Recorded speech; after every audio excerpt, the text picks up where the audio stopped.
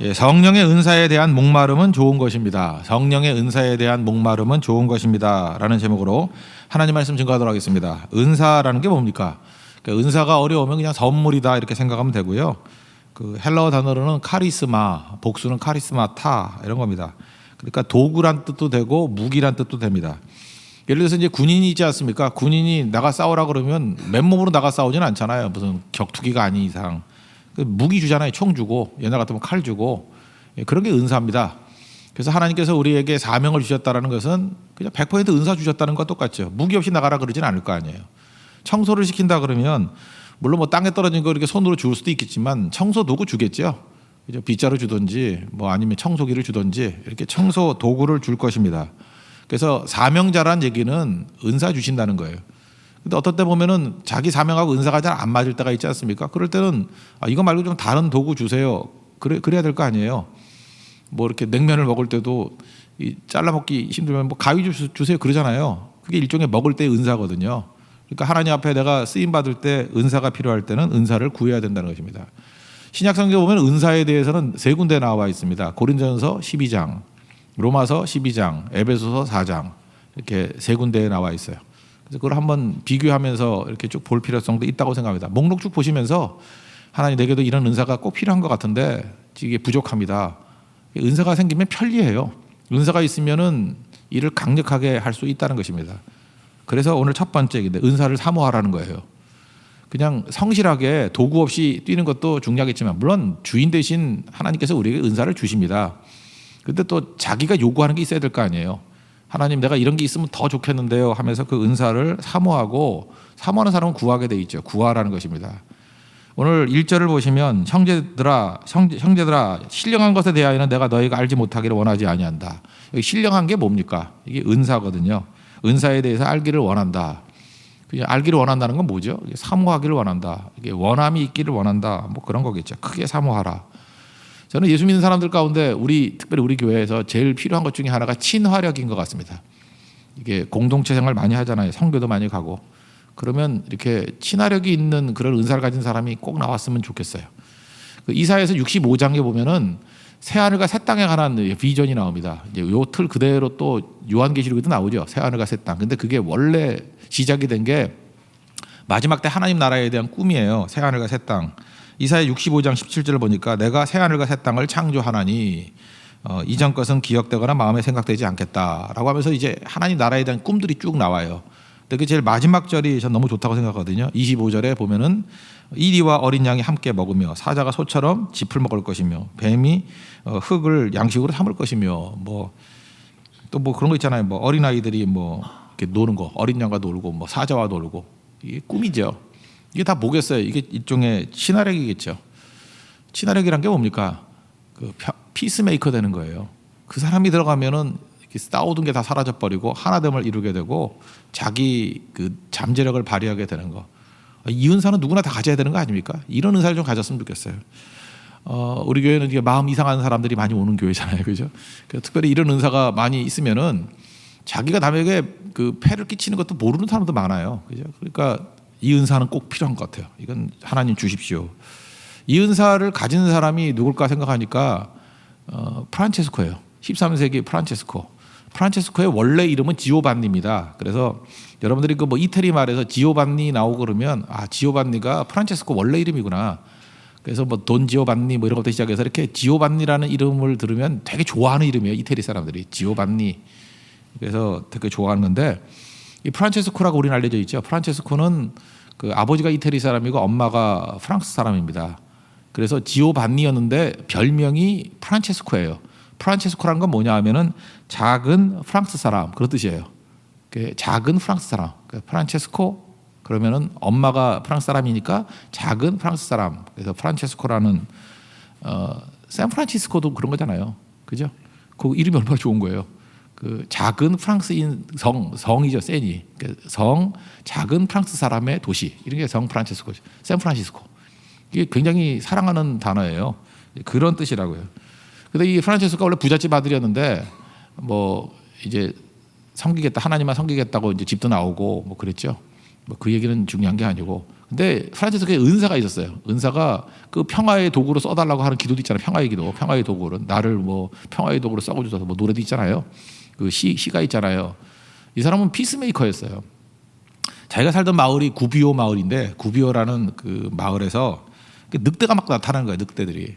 사람들 늑대 잡겠다고 혈안이 돼 있는데 프란체스코가 나와가지고 내가 늑대 만나러 간다고. 참 이상한 사람이죠. 늑대 만나러 간다고. 이 사람의 은사가 뭐냐면 동물하고 대화를 나눌 수 있는 능력이래요. 이거 믿어야 돼요? 말아야 돼요? 그냥 믿거나 말거나. 제가 지금 이사에서 65장 25절 때문에 그러는 거예요. 그래서 뭐 이리와 함께 뭐 늑대와 함께 뭐 대화 나누고 먹고 마시고 뭐 이런 게 나오잖아요. 이게 기록이지만 프란체스코가 동물과 대화를 나눴대요. 이건 뭐 모르겠어요, 나 잘. 그래서 그때 그 기록에 의하면은 갔더니 그 늑대가 있더래요. 그래서 첫 번째 말이 뭐냐, 늑대 형제요, 그랬다는 거예요. 늑대한테 형제가 뭐야? 늑대 형제요. 그리고 선언했대. 그리스도 이름으로 명하노니 더 이상 사람을 해하지 말라. 그랬더니 그때부터 이빨을 감추고 꼬리를 내리고 그래서 계속 먹을 것 갖다 줬대요. 그랬더니 그거 먹고 해하지 않았다라고 하는 그 캐톨릭의 그런 얘기들이 있어요, 그죠? 프란체스코 얘기. 그때는 뭐 캐톨릭과 개신교가 갈라지지 이전이니까 우리 기독교 전통이겠죠. 예, 거기에. 근데 저는 그래요. 이런 친화력이 있었으면 참 좋겠는데 우리에게는 동물과 얘기할 필요성이, 늑대와 얘기해서 뭐래요? 일단 여러분 늑대 말을 안다 할지라도 늑대를 만날 일이 없잖아요. 계속 동물원 가야 되잖아요, 늑대한테. 그죠? 그러니까 우리는 늑대하고 대화 나눌 필요성은 없는 건데 이거를 이제 좀 우리에게 적용한다 그러면 늑대 같은 사람은 많이 있죠. 그러니까 늑대 같은 사람에게 대화가 되는 인생, 소통이 되는 인생, 그 피스메이커가 되는 거, 이건 되게 중요하다고 생각을 합니다. 그러니까 이런 은사들 있잖아요. 하나님의 일을 할 때 이렇게 잘 쓰임 받기 위해서 꼭 필요한 은사들은 사모해야 된다는 거예요. 하나님 사모하길 원합니다. 내 주변에 보면 이게 문제가 있잖아요. 되게 문제가 있으면 문제를 풀기 위한 도구로 나를 부르신 거거든요. 이때 꼭 필요한 게 뭘까요? 뭐 이런 거. 뭐 이럴 수도 있죠. 주변에 보니까 다 가난해서 뭐 밥도 먹기 힘들고 좀 그럴 때가 있잖아요. 그런데 나를 보낼 때가 있잖아요. 그럴 때는 은사 중에 하나가 돈 버는 또 은사도 있어요. 하나님 좀 넉넉히 주셔가지고 여기가 지금 이게 뭐 밥 먹고 이럴 때마다 이게 불편해가지고 잘 만나지 못하고 이게 관계가 깨집니다. 이럴 때 좀 숨어서 좀 쓸 수 있는 그 여윳돈을 좀 주십시오. 그것도 은사라고요. 그래서 그런 사람이 한두 명 있다 보면은 대신 그게 또 조심해야 돼. 또 잠깐 과시가 돼버리고 하면 전체를 병들게 만들면 안 되는 거고 이게 그냥 녹아들듯이 소금이 녹아들듯이 지혜롭게 잘, 그러니까 또 지혜 은사가 필요한 거죠. 지혜롭게 또 잘 섬길 수 있도록. 그러면요 이 공동체가 풍성해집니다. 그리고 하나님의 사역을 감당할 때 집중할 수 있는 능력이 생긴다는 거예요. 이런 게 은사를 사모하는 거예요. 사람들마다 목마름이 다 있지 않습니까? 여러분 무슨 목마름이 있습니까? 뭐 옛날 어른분들은 그랬죠. 내 집 마련 그런 거죠. 내 집에 관한 목마름이 있었어요. 우리 친척들도 되게 많은데 집 그러는 사람들 보니까 진짜 집 사더라고. 그러니까 목마름. 근데 뭐 사면 뭐래, 또 병들고 그런 사람 많고. 또 어떤 사람은 인류대학에 대한 목마름 막 이러더라고요. 대학은 못 가더라도 어쨌든 무슨 대학원 비슷한 데 가더라고. 하여튼 그 자기가 가려고 하는 대학에 특수대학원이라도 이렇게 이름이 찍혀 있더라고. 야, 이게 목마름의 결과구나. 그래 뭐 좋아요. 뭐가 나쁜 건 아니고. 그래서 뭐 우린 또 자기가 싫은 거 오는 것도 싫어하잖아요. 뭐 쓰레기장 온다 그러면 결사반대 뭐 이러잖아요. 이게 다 인생의 목마름이거든요. 근데 이런 목마름보다도 더 중요한 목마름은 그 은사에 대한 목마름이 있어야 된다는 거예요. 하나님 나라에 잘 쓰임 받기를 원합니다. 강력하게 쓰임 받기를 원합니다. 그 주십시오. 그럴 때 우리가 구하며 주신다 그랬잖아요. 이제 야고보서 4장이자 보니까 너희가 얻지 못하면 구하지 아니하며, 되게 없는 걸 보면 기도가 없는 거예요. 그러니까 하나님께서는 제 이게 체험상 보면은 99% 주셔요. 뭐 특별한 예외 빼놓고는 그냥 구하면 주셔요. 뭐 이게 미루는 것도 있지만 거의 주셔요. 그냥 믿으셔도 됩니다. 없는 거는 뭐냐면 기도가 없기 때문에 그래요. 구하면 주셔요. 근데 특별히 뭘 구해야 돼요? 누가복음 11장에 보면은 13절에 아버지께 이렇게 구하면 아들에게 좋은 거 준다 그러잖아요.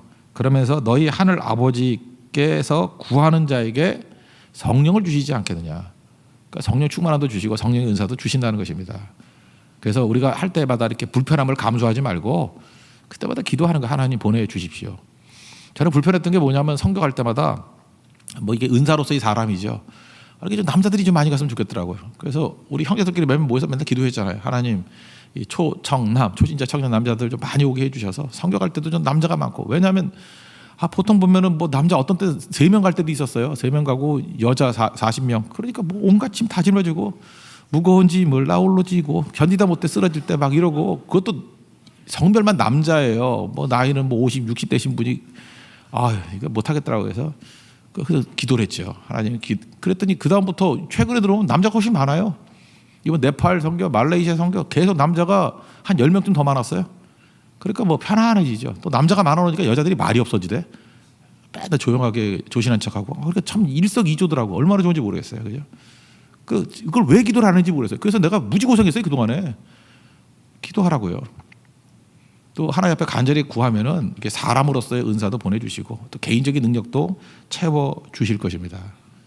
3절을 보시면은 여기 보니까 이런 말씀이 나와요. 하나님의 영으로 말하는 자는 누구든지 예수를 저주할 자라 하지 아니하고 성령으로 아니하고는 누구든지 예수를 주시라 할 수 없느니라. 그리고 4절부터 은사 목록이 쭉 나오는데 이 3절과 4절 이하의 말씀이 연결이 됩니까? 아니 성령의 은사 얘기를 쭉 하면서 이게 뭔 소리예요? 성령으로 아니하고는 누구든지 예수를 주시라 할 수 없다. 이게 왜 들어갔죠? 이런 건 똑같은 거예요. 은사와 연결된 건데 주의 영이 우리 가운데 충만해지면은 깨달음을 주시는데 그게 바로 뭐냐면 이런 깨달음을 준다는 거예요. 어떤 잣대를 주는데 예수가 주인입니다라고 하는 인식을 갖게 한다는 거예요. 성령께서는. 그래서 예수를 주시라 그런다잖아요. 누구든지 예수를 주시라 할 수 없느니라. 성령이 오시면 예수님이 주님입니다. 이 개념을 받아들인다는 거예요. 내 인생의 주인이 예수님이에요. 이걸 받아들이면 그게 복이라는 거예요. 그 반대로 저주가 뭐냐? 여기서 저주라고 써 있으니까 저주가 뭐냐면 내가 주인입니다. 그렇게 생각하는 것 자체가 저주라는 거예요. 그러니까 주인은 둘 중에 하나죠. 예수님이 주인이든지 내가 주인이든지. 근데 내가 주인인 인생은 그러니까 지금도 그런 사람 있잖아요. 에고가 강해가지고 맨날 자기 느낌, 자기 생각, 자기밖에 몰라. 그러니까 자기가 그냥 펄펄. 그러니까 맨날 상처 있고 짜증나고 분노심이 있고. 짜증나고 분노가 있는 건 뭐냐면 내가 내 주인이기 때문에 그래요. 내가 주인이기 때문에. 그 자체가 뭘 해서가 아니라 그 자체가 저주라는 거예요. 내가 내 주인이라는 것 자체가 저주라는 거예요. 왜냐하면 나 자신은 시원치 않은 나잖아요. 여러분 자신이 능력이 있습니까? 시원치 않은 나, 무능한 나. 여러분 어떤 뭐 축구 시합이나 야구 시합을 하는데 감독이 무능해. 감독이 뭐 전혀 경험도 없는 사람이야. 그럼 져요. 그래서 책임자가 무능해요. 비행기를 타는데 그 비행 시간 6시간밖에 안 되는 사람이에요. 해본 적이 없는 거예요. 그 얼마나 불안해요. 그게 나거든요. 그런 사람에게 이게 핸들이나 조종관을 맡긴다라는 것 자체가 저주죠. 그렇게 안 느끼십니까? 비행 시간 6시간인 사람이 747을 몰아요. 그 저주예요. 그건 사는 게 기적이야. 근데 내가 그래요. 아무것도 모르는 주제에 내가 주인 되려 그래. 그 자체가 저주라는 거예요. 그런데 예수님이 주인인 인생, 성령께서는 그렇게 이끄신다는 거예요. 예수님이 주인입니다라고 이끄시는 건 그 자체가 복이죠. 예수님은 우리의 좋은 인도자 되시고 우리의 감독 되시고 우리의 보호자 되시고. 그래서 지금 벌써 복과 저주가 결판 난 거예요. 예수님이 주인이면 이미 우리는 복된 존재고 내가 주인이면 뭐 물어볼 것도 결과 볼 것도 없어요. 그게 저주예요. 그래서 저주에서 벗어나야 된다는 것입니다. 그죠? 이게 은사론의 중요한 원리라는 거예요. 예수님이 나의 주인 된다. 성령께서 그렇게 우리를 이끌어 가신다는 것입니다. 근데 많은 사람은 자기가 주인이니까 예수님을 모시긴 모신대. 근데 자문관으로 모신대. 내가 다 결정내고 예수님 이거에 대해서 어떻게 생각하세요? 들어보고 자기 맞으면 그냥 오케이. 아니면 맨날 노. 그래서 말로는 예수님이 주인이래. 그거는 주인 아니에요. 자문관이지. 주인은 뭐냐 하면은 내 뜻을 꺾고 따라가는 게 주인이에요. 그래서 우리 세교의 모든 성도들은 우리 복된 성도 되기를 원합니다. 그래서 예수님이 주인 되는 거예요. 그거 강조해 복이라는 거예요. 그게 복 받는 존재예요. 복 있는 존재가 되는 은혜가 넘치기를 원합니다. 그리고 세 번째 살필 것은 뭐냐면 은사를 주신다 뭐 이렇게 얘기하니까 그냥 이렇게 완성된 패키지로 선물을 주는 거라고 생각하는데 은사는 훈련을 통해서도 오는 것 같아요. 훈련. 이미 주신 걸 훈련해야 되거든요. 그래서 2절을 보니까 이방인으로 있을 때는 말 못하러 우상계로 끌려갔느니라 그렇게 나오죠. 그렇다는 얘기는 우리가 거듭나고 난 다음엔 우상에게 끌려가는 마귀에게 끌려가는 인생이 아니라 우리는 성령에 끌려가는 인생이 되겠죠. 그러니까 성령에 끌려가는 인생. 예를 들어보면요. 제가 아는 어떤 목사님이 계시는데 이분은 찬양의 능력이 대단하셔요. 이렇게 설교를 통해서 성도들에게 은혜를 끼치지만 이렇게 찬양을 하면은 그렇게 은혜가 되는가 봐요. 성도들이 막 눈물을 흘리고 자복을 하고 대개 이렇게 웬만한 교회 그 사이트들을 보면은 설교가 올라가잖아요. 근데 여기는 찬양도 올라가요. 찬양하는 모습도. 그래서 설교 듣는 수만큼은 찬양도 듣고 그러는 것 같아요. 되게 찬양의 은사가 있는 분이에요. 근데 이분 얘기를 들어보니까 이런 거예요. 자기가 이제 초등학교 때 처음 예수를 믿게 됐는데 뭐 이렇게 뜨겁게 믿지는 않았대요. 그러다가 이제 고등학교 2학년 때 학습받고 이제 고3 때 성령 체험을 했는가 봐. 이렇게 변화가 되고 진짜 주를 위해서 살아야 되겠다. 그렇게 마음 먹었대요. 근데 뭐 교회 옛날에 크지 않았잖아요. 근데 딱 보니까 성가대가 그렇게 하고 싶더래요. 뭐 이렇게 큰 성가대도 아니고 지금같이 이렇게 화려하지도 않을 건데 사부로 부르고 뭐 이렇게 찬양하니까 너무너무 좋아서 그래서 자기가 고3인데도 불구하고 지원했대요. 나 성가대 하겠다고. 갔더니 그러라 그러더래요. 그래서 와서 하는데 중간에 잘렸대요. 이유가 뭐냐면 반음 처리가 안 된대요.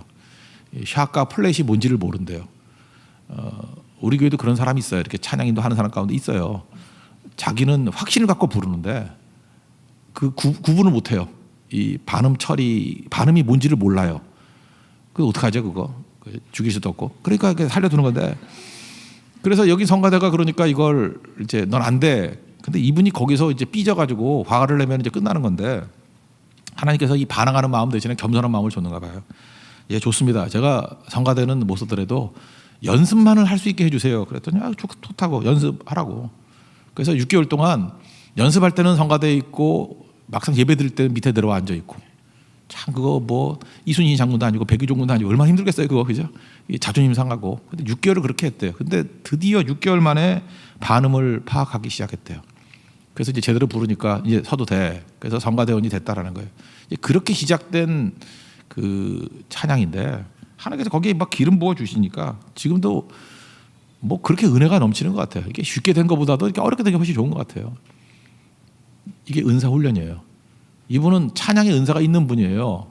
근데 이게 타고난 거 아니에요. 이렇게 하나님께서 완성품을 딱 주신 게 아니라 그 과정이 있는 거예요. 과정이. 그러니까 겸손한 자에게만 은사가 은사되는 거예요. 왜냐? 은사 훈련이 있기 때문에 그렇다는 것입니다. 또 한 번은 이런 거예요. 그 선교 단체, 선교 동원가라 그러죠. 이렇게 선교 단체를 잘 이끌어가지고 많은 선교사를 보내기도 하고 이렇게 파송하기도 하고 평신도들을 이런 거 잘하시는 선교 동원가라 그러죠. 그분들 이제 모빌라이저라 그러는데 선교 동원가예요. 동원가인데 이분은 그 수줍음이 많았을 성격이었대요. 그래서 대학교 때도 수줍음이 많아가지고 힘들더라는 거예요. 신학대학원에 갔더니 자기 선배 되시는 아주 존경할 만한 분이 그러더라는 거예요. 너는 수줍음이 많아가지고 목회는 못한다 그러더래요. 단언적으로. 너는 그냥 교수해라. 신학 교수해라 그러더라는 거예요. 근데 이분은 그게 충격으로 다가온 거예요. 자기는 목회하려고 온 거지 교수하려고 온 게 아닌데 아니 교수하라 이 말 자체가 절망감이 오더라는 거예요. 이거 내가 이러려고 온 게 아닌데. 그러다가 이렇게 낙심해 있었는데 이제 또 다른 선배를 따라가지고 어떤 선교사한테 갔대요. 갔더니 옛날에는 뭐 이렇게 연합 행사 같은 게 되게 많았잖아요. 뭐 이렇게 문서 같은 게 산더미 쌓여 있더라는 거예요. 그래서 자기가 침착하니까 그거 정리해주고 옛날에 이제 컴퓨터 있기 전에 그걸 분류해가지고 빨리 그 파송해주고 뭐 이런 거 잘했다라는 거예요. 그랬더니 야 너 소질 있다 서기해라 그러더래요. 그래서 거기 서기했대요. 서기하다 보니까 점점 이렇게 조직의 강점이 보이기 시작해서 대학교 3학년인데요. 원래 4학년이 하는 일이래요. 근데 3학년일 때 전국 위원장을 했대요. 그렇게 잘 쓰임 받는 거죠. 그러다가 이제 점점 지금은 뭐 가장 훌륭한 선교 동원가로 쓰임 받는 분이 됐습니다. 이것도 보면 그래요. 이분이 완성된 사람으로 하나님께서 하늘에서 이렇게 딱 떨어지는 게 아니고 그게 작은 일에 이렇게 헌신하다가 보니까 은사 훈련을 통해서 이렇게 크게 쓰임 받는 모습이 있더라는 것입니다. 성경에 나오는 바울의 예를 한번 들어보세요. 바울도 마찬가지예요. 바울이 원래 태어난 곳이 다소거든요. 다소. 이 다소가 어디냐 하면은 터키가 있죠. 터키가 있으면은 동남쪽. 그러니까 지금으로 말하면 시리아 북쪽, 동남쪽. 그래서 터키 중앙부에서 다소 떨어져 있다 그래서 다소예요. 이게 다소. 예, 다소. 예. 이게 동쪽, 남쪽. 그래서 이 다소에서 그냥 북쪽으로 쭉 올라가면 아라라산이라고 있어요. 아라라산. 그 노아 방주가 있는 데라 그러죠. 거기가 아라라산. 그래서 다소 갔다가 쭉 올라가서 아라라산 가고 우리 나중에 우리 교인들 한번 다 같이 갑시다. 분명히 하나님 들어주실 거예요, 그죠? 다소에서부터 아라라산까지 이게 코스예요, 하나에. 예, 터키 동부 코스예요. 예, 거기 다소에서 태어났다고요. 근데 그 아버지가 사업에 성공했던 사람이었던 것 같아요. 그래서 로마 시민권도 이렇게 얻고요. 태어날 때부터 그러니까 성공한 사람이에요. 부잣집 아들이죠. 프란체스코하고 비슷한 것 같아요. 부잣집 아들이에요. 근데 아버지가 이게 똑똑했던 것 같아요. 이게 다소에서 헬라 문화권에서 공부도 시켰지만 예루살렘으로 유학을 보냈어요. 자기 고국으로. 그래서 다시 힐렐 학파의 대가인 가말리엘 후예가 그 밑에서 훈련받게 했어요. 그러면 바리새인 되는 거고요. 그 올라가면 사내들인 의원이 되는 거예요. 그러니까 이스라엘의 결정권을 갖고 있는 국회의원 되는 거라고. 이거 거의 코스예요. 그러니까 그대로 가면 그대로 될 뻔했던 사람이에요. 그런데 다메섹 도상에서 예수님 만났죠. 확 뒤집어지고 난 다음에 이런 기초적인 훈련을 시키고 난 다음에 하나님이 곧장 쓰신 줄 알죠. 이제 크리스찬이 됐어요. 크리스찬이 되고 난 다음에 곧장 쓰임 받은 게 아니라 갈라디아서 같은 데 보니까 아라비아에 가서 아라비아 사막 가서 3년을 보냈어요. 거기서 뭐 기도 훈련, 뭐 성경 묵상 훈련했겠죠. 그리고 다시 고향 다소로 돌아와 가지고 1년쯤 있다가 10년을 그냥 보내요. 그러니까 한 14년 정도 있잖아요. 14년 정도가 평범한 그리스도인이었어요. 그러니까 예수 믿고 14년 동안은 별로 두각을 나타내는 사람이 아니었어요. 근데 그 작은 일에 그냥 자기 고향에서부터 평범한 일생 가운데 충성을 다했다고요. 그러다가 바나바를 만난 거예요. 바나바를 만나가지고 안디옥에 가가지고 우리 안디옥에서 다소에서 멀지 않거든요. 멀지 않은 거기 수리아의 안디옥에 가서 거기서 교회를 섬기기 시작했다. 거기 지도자가 5명이었는데 그 5명의 지도자 가운데 사도행전 13장 1, 2, 3절에 나오는 얘기예요. 2절에 기도하는 가운데 예배드리는 가운데 바울과 바나바를 선교사로 보내자. 그래서 1차 전쟁이 시작되죠. 그래서 그때부터 바울이 크게 쓰임받기 시작하더라는 것입니다. 그러니까 바울이 선교사로 파송될 때까지 14년이라는 무명의 시간이 있었다는 걸 잊지 마십시오. 그게 바로 뭐예요? 은사 훈련이에요. 그래서 내가 믿고 난 다음에 그냥 스펙터클하게 내일 쓰임받고 뭐 번쩍번쩍 이루고 싶은데 그게 아니에요. 이렇게 눈에 띄지 않는 은사 훈련의 시간이 있다고요. 그러고 난 다음에 때가 차면 하나님께서 그를 통해서 놀랍게 일하시기 시작한다는 것입니다. 이게 은사론이에요. 오늘 3가지를 살폈는데 하나님 앞에서 우리 일하려면 은사가 필요하죠. 사모하라고요. 사모하는 자가 기도해요. 그래서 하나님 내게 불편하게 일하지 마시고 무능하게 일하지 마시고 은사를 구하십시오. 그래서 은사를 사모하고 구하면 하나님께서 주신다는 거예요. 또 하나 중요한 건 뭐냐? 복된 인생을 살아야 되는데 그 성령께서는 우리에게 예수님이 주인이다 이렇게 말한다. 세상에 제일 저주스러운 인생은 내가 주인인 인생이에요. 이건 미숙하고 무능하고 모자른 놈이 주인 되는 거예요. 이건 저주입니다. 저주. 빨리 저주에서 복으로 옮겨가는 예수님이 나의 주인 되는 은혜가 임하기를 바랍니다. 그리고 하나님께서 은사를 부어주신다는 게 무슨 뜻이냐? 받은 걸 가지고 작은 일에 충성하는 거예요. 훈련을 통해서 은사 훈련을 통해서 완성된 모습으로 쓰임받는 그때가 온다는 것입니다. 이게 은사예요. 하나님 앞에 은사 받고 능력 있게 우리 마귀를 멸하고 승리하는 인생의 축복이 임하기를 기원합니다. 모두 자리에서 일어나겠습니다. 채우소서 찬양했습니다. 지금 이곳에 임하소서. 찬양하고 기도하도록 하겠습니다.